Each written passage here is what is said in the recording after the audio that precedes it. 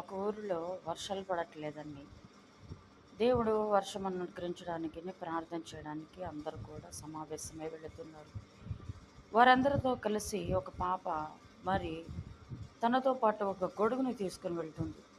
అయితే అదందరూ చూసిన అందరూ కూడా ఏమంటున్నారంటే, ఎందుకు నువ్వు గొడుగు తీసుకొని వస్తున్నావు? వర్షాలు లేవు కదా మన ఊర్లో అని చెప్పి అంటే ఆ పాప అంటుంది, మనము వర్షం కోసం ప్రార్థన చేయడానికి వెళ్తున్నాము. దేవుడు తప్పకుండా వర్షం దయచేస్తాడు. నేను తడుస్తాను. అందుకే తడవకుండా నేను ఈ గొడుగు నా వెంట నేను తీసుకొని వస్తున్నాను అని చెప్పి ఆ బిడ్డ విశ్వాసంతో చెప్తూ ఉంది. ప్రియులారా, మరి ఆ బిడ్డకున్న విశ్వాసం నీకుందా?